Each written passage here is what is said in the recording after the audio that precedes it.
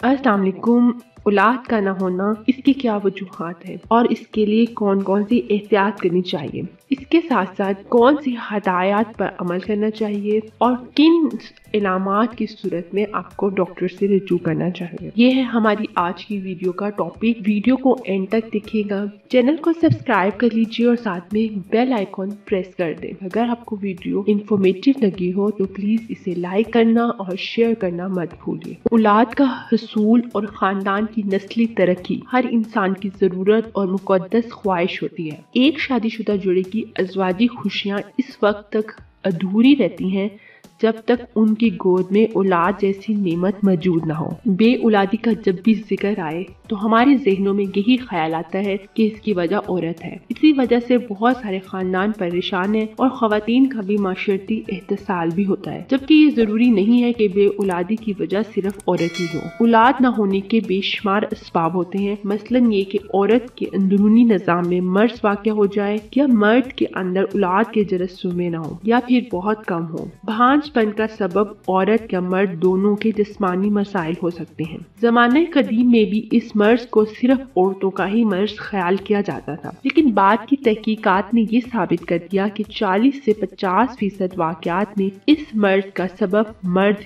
हुआ करते हैं। हामला होना इस कदर पेचीदा अमल है कि माहवारी के एक चक्कर में हामला होने के बजाय न होने के इम्कानात ज्यादा होते हैं। यानी एक मंथ में 1 पीरियड से लेके 2nd पीरियड तक प्रेगनेंसी होने के इतने अच्छे चांसेस नहीं होते कि आप ये समझे कि लाजमी ही प्रेग्नेंट हो सकते हैं। हत्ता कि अगर सेहतमंद जोड़े भी बाकायदगी से जिनसी अमल करें, यानी कि हफ्ते में 2 या 3 मरतबा, इसके साथ साथ कोई भी हमल रोकने का तरीका इस्तेमाल किए बगैर भी एक पीरियड्स के साइकिल में हमल ठहरने का इम्कान 25% से ज्यादा नहीं होता। यहाँ पे एक और बात याद रखनी चाहिए कि अगर बच्चे की पैदाइश जल्दी नहीं हो रही तो इसका मतलब ये नहीं है कि औरत या मर्द भांजपन में मुब्तला है, क्योंकि बाज़ औक़ात हार्मोन्स का निज़ाम दुरुस्त न होने की वजह से भी बच्चे की पैदाइश में ताख़ीर हो जाती है। अब हम बात करेंगे औलाद न होने की क्या वजूहात हो सकती हैं। औलाद न होने की सबसे अहम वजह नीम भांजपन है। अब सवाल यह है कि नीम भांजपन क्या होता है। नीम भांजपन का मतलब है कि 1 साल तक किसी किस्म का माने हमल यानी कोई भी हमल रोकने का तरीका इस्तेमाल किए बगैर बाकायदगी से जिनसी अमल के बावजूद भी हमल न ठहरे तो ये नीम भांजपन हो सकता है। ये मसला हर 6 में से 1 जोड़े को दरपेश होता है। नीम भांजपन की क्या वजूहात हो सकती हैं। नीम भांजपन के बहुत से असबाब हैं और ये मर्द और औरत दोनों में पाए जाते हैं। मर्द और औरत में नीम भांजपन के मसले के चांसेस 30% होते हैं,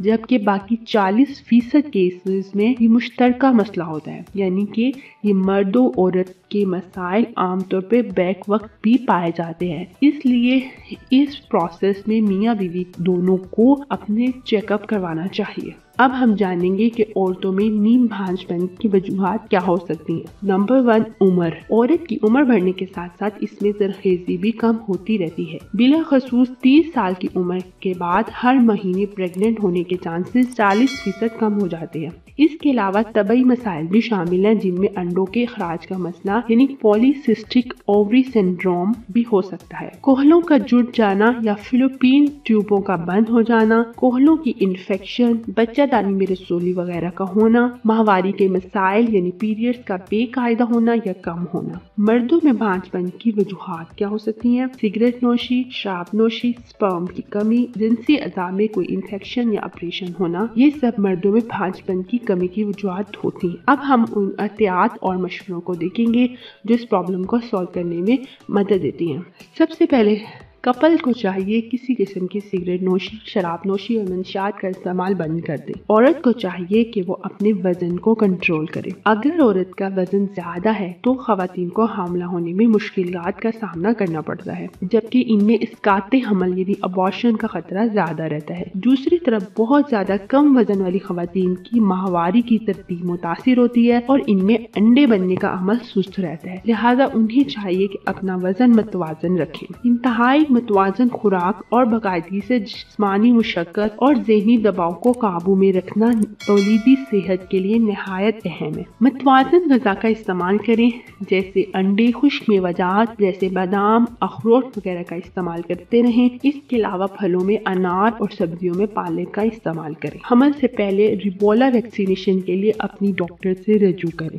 دوسری بات ہے کہ باقاعدگی سے جنسی عمل کریں، جیسے کہ ہفتے میں 2 سے 3 مرتبہ، لیکن انڈے بننے کے دوران اس میں اضافہ کیا جا سکتا ہے۔ جو اوویلیشن کے ڈیز ہوتے ہیں، ان میں آپ ہر روز یا ایک دن چھوڑ کے ایک دن بھی جنسی عمل کر سکتی ہیں۔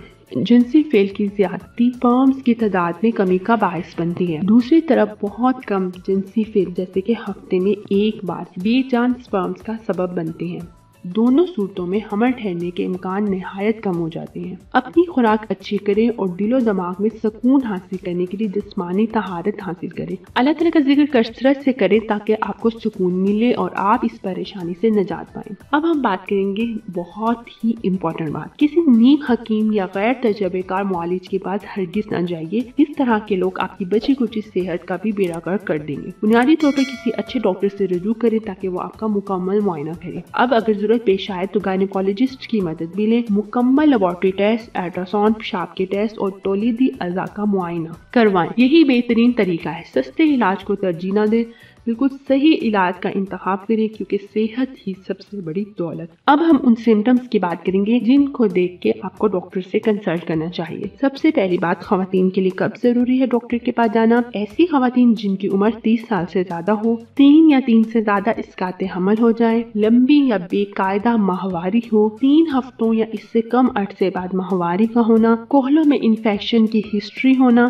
ماہواری یا جنسی عمل کے دوران درد ہونا۔ مردوں کے لیے کب ڈاکٹر کے پاس جانا ضروری ہے؟ اگر انہیں پروسٹیٹ انفیکشن کی ہسٹری ہو، بچپن میں کنپیڑے نکلے ہوں، کسی تناؤ یا اخراج میں کسی قسم کے مسائل ہوں، تو انہیں ڈاکٹر سے کنسلٹ کرنا چاہیے، یا پھر کوئی بھی میڈیکل ہسٹری ہو تو پھر انہیں ڈاکٹر کے ساتھ کنسلٹ کرنا چاہیے۔ اور اللہ تعالیٰ سے دعا ہے میری کہ اللہ تعالیٰ ہر خواہش مند جوڑے کو اور ہر شادی شدہ جوڑے کو اور ہر بے اولاد جوڑے کو اولاد کی نعمت سے نوازے۔ اس کے ساتھ ساتھ جو پریگننٹ خواتین ہیں ان سے کی بھی دعا لینا چاہیے۔ کہتے ہیں کہ پریگننسی کے دوران کی ہوئی دعائیں بھی قبول ہوتے ہیں۔ امید کرتی ہوں آپ کے لیے ویڈیو کافی ہیلپ فل رہی ہوگی۔ اگر آپ کا کوئی کویشچن ہے تو نیچے کمنٹ میں بتائیے۔ اس کے ساتھ ساتھ اگر آپ کو ویڈیو پسند آئے تو لائک کر دے، شیئر کر دے، چینل کو سبسکرائب کرنا اور ساتھ میں بیل آئیکن کو پریس کرنا مت بھولیے۔ اپنا بہت خیال رکھیے گا، ہمیں اپنی دعاؤں میں یاد رکھیے گا۔ اللہ حافظ۔